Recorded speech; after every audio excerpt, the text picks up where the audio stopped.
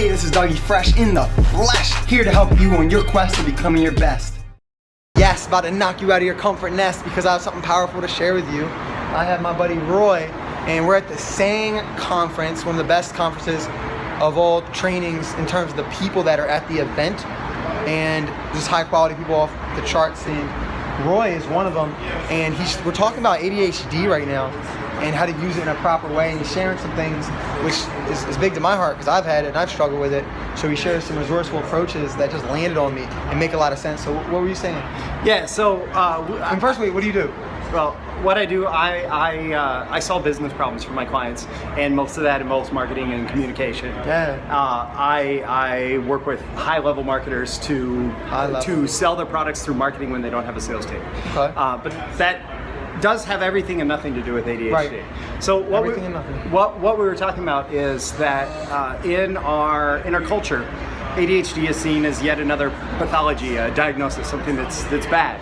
When in fact, in the right context, with the right environment, ADHD can actually be your superpower. And this is something that I dealt with. I was prescribed Vyvanse, a stimulant medication, which is supposed to, fix my ADHD. And what it actually did was, I have like a perfectionist streak. Yeah. And it brought out the perfectionist streak to the point that I just totally screwed up all my important projects. So you finish things, I would start them, but I would work so hard on perfecting them that they would never get done.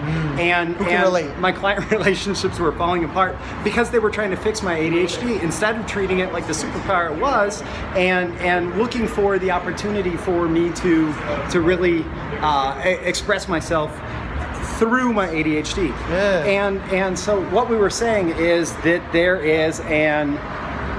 if you treat ADHD like it's your superpower, so that means you find the right job, you put yourself in the right environment where your unique way of thinking about things is honored and is treated for the unique ability that it is, then that is where you're going to succeed. If you try and fit into the mold, if you try and do repeatable processes, or work on an assembly line, attention to detail, remember things. Yeah, memory tasks, thinking tasks are great for somebody with ADHD because we can't stop. Yeah.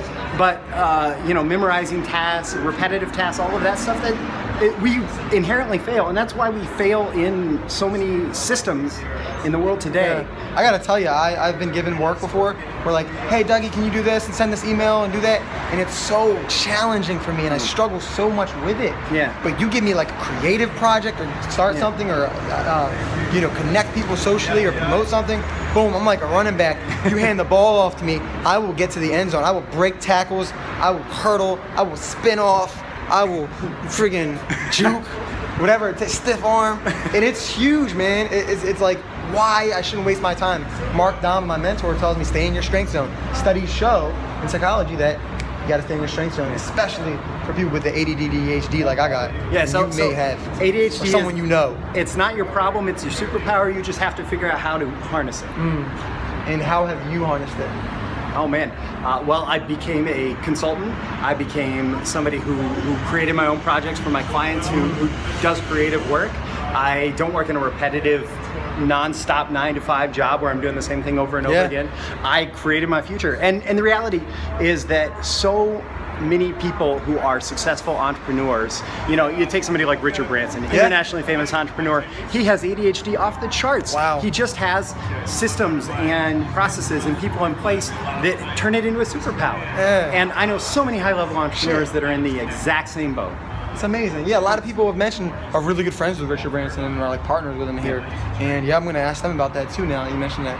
So who is one more successful person like Richard Branson with ADHD that you've seen super, achieve, not despite of it, but not like because of it? Yeah.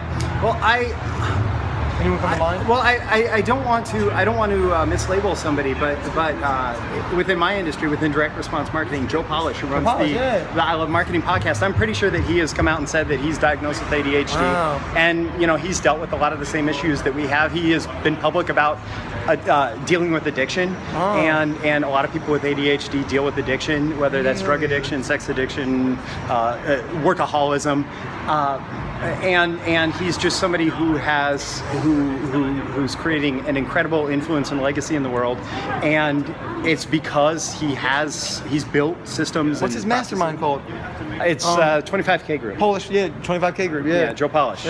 He's using it good because he's creating a mastermind, which is social. His I Love Marketing podcast is actually an incredible place to listen to him because he talks about health issues, he talks about thinking issues, Great he guests. talks about addiction, great guests, very high level achieving entrepreneurs.